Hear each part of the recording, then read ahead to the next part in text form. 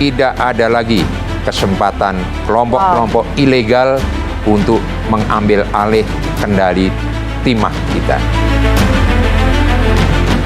Timah untuk rakyat.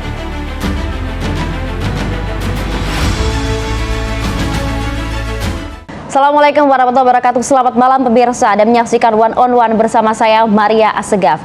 Kita tahu bersama bahwa saat ini pemerintahan dari Presiden Prabowo Subianto dan Wakil Presiden Gibran Rakabuming Raka sedang fokus betul untuk bagaimana bisa menghasilkan banyak pemasukan bagi negara, dan dampaknya terutama langsung bisa dirasakan bagi masyarakat. Salah satu sektor yang saat ini menjadi fokus utama bagi pemerintahan ini adalah sektor energi dan juga sumber daya mineral.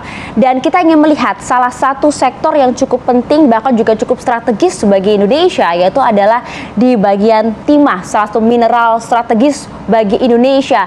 Kita ingin lihat sepak terjangnya sejauh ini seperti apa, dan juga kiprahnya serta manfaatnya, dampak langsung yang bisa dirasakan oleh masyarakat seperti apa. Langsung kami hadirkan di studio One on One malam hari ini. Sudah bersama saya saat ini ada Direktur Utama PT Timah Tbk, ada Bapak Restu Widiantoro. Selamat malam Bapak. Selamat malam. Terima kasih Bapak Dirut sudah hadir bersama kami malam hari ini, sudah menyempatkan waktunya Pak. Karena kita ingin menjawab juga banyak rasa penasaran publik begitu ya Pak tentang kiprah dari PT Timah ini. Karena kalau kita lihat banyak yang kemudian pemberitaan yang simpang siur juga bagaimana sebenarnya capaian dari PT Timah usai kemudian negara hadir membentuk satuan tugas, ada revitalisasi juga di sana. Tapi sebelum jauh ke sana, kami ingin tanya sebenarnya Pak Dirut, semenjak Bapak menjabat begitu ya, tiba di PT Timah sebagai Direktur Utama, pada saat itu Pak, apa sih yang sebenarnya Bapak temukan di lapangan, kondisi seperti apa pada saat itu? Iya, Mbak Maria, terima kasih. Ya, selamat malam.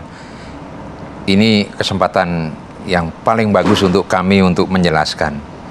Betul, sejak tanggal 5 Mei tahun ini, kami mendapat tugas untuk bergabung ke PT Timah, bergabung dengan direksi-direksi Timah yang mendapat tugas untuk mengelola Timah. Yeah. Jadi pada saat kami masuk itu dua hal yang menjadi perhatian pemegang saham kami. Jadi Timah itu pemegang saham dimiliki oleh negara, jadi kepala negara memerintahkan dua hal.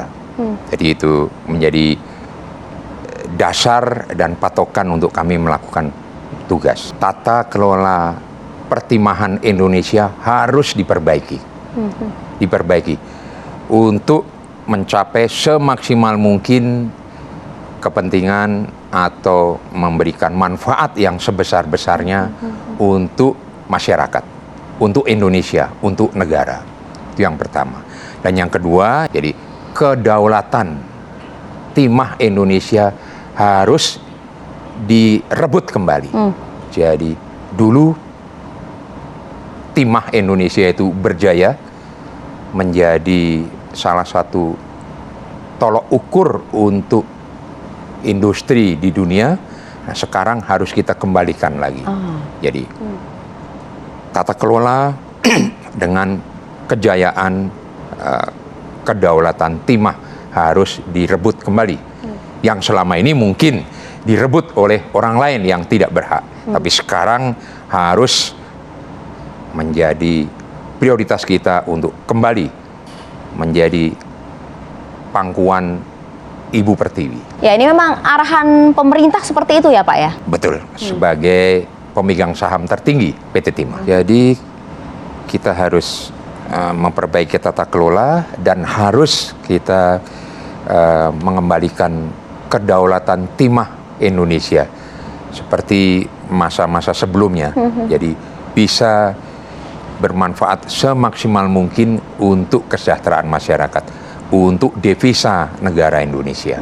Nilai serapan dalam negeri seperti apa Pak Restu? Jadi 93% itu dijual ke luar negeri.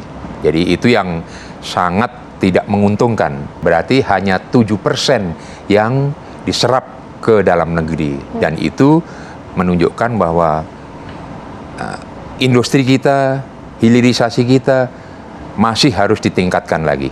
Jadi harus bisa naik signifikan di atas 7% tadi. Oke, Itu baik. yang menjadi target kita. Tapi begini Pak, kalau tadi Anda sampaikan kita harus memegang kedaulatan itu, merebut kedaulatan itu kembali. Tapi kan Indonesia kalau dalam hal timah, kita kan merupakan salah satu eksportir terbesar di dunia. Meskipun juga angka serapan domestiknya kan masih begitu kecil Pak. Kalau Anda melihat saat ini sebenarnya apa sih yang terjadi Pak?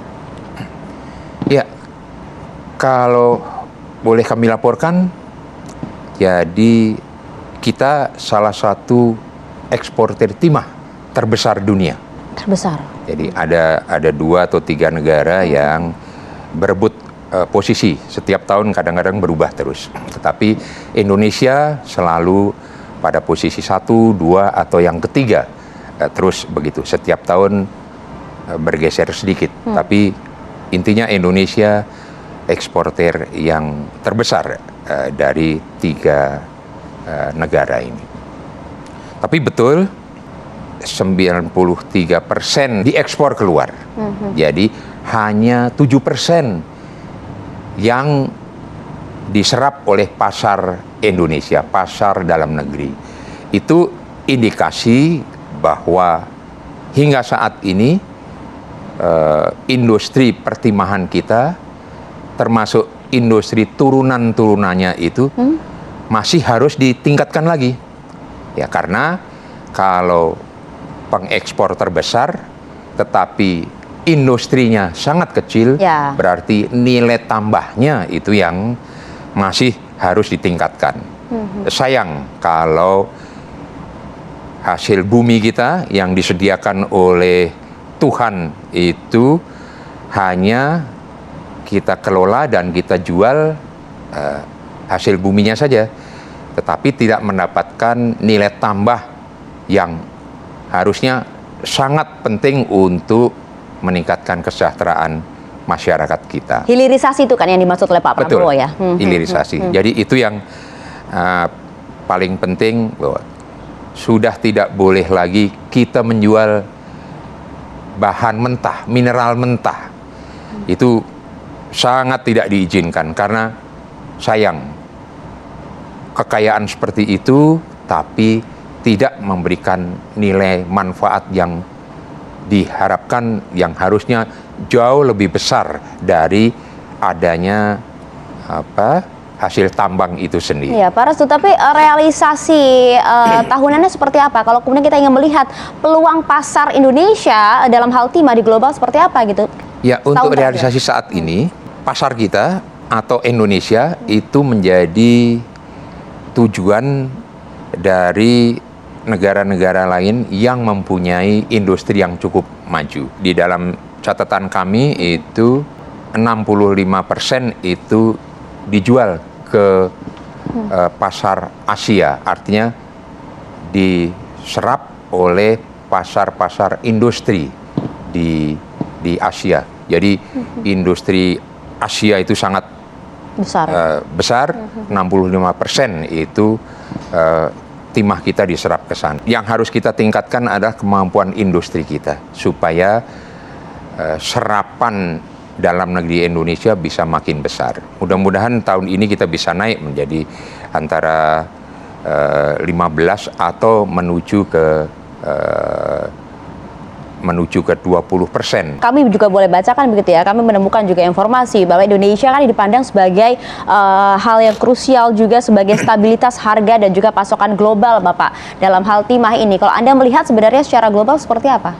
Kalau secara global itu untuk 4 besar di dunia, 1 Indonesia, kedua Peru, yang ketiga Bolivia, dan keempat Cina. Oke, Indonesia berada di peringkat pertama gitu kan? Ya, tadi yang saya sampaikan antara 1 atau 2 kan selalu berganti-gantian gitu ya Pak. Oke, paling tidak berada di posisi teratas. Tapi kalau masyarakat kita begitu ya Pak Restu ya, maunya kan apa dampaknya untuk kita? Apa sih bisa dirasakan oleh masyarakat gitu? Paling tidak Pak, kalau kita ingin tahu sebenarnya ya dari hasil capaian bahkan keuntungan yang didapat oleh PT Timah ini terhadap pendapatan negara, dampaknya seperti apa? Nah, kita ingin tahu hal ini Pak agar gak jadi omon-omon gitu ya Pak. Kita ingin tahu capaiannya seperti apa, tapi ditahan dulu, kita jawab usai jeda. Sesaat lagi kami akan kembali untuk Anda di One on One.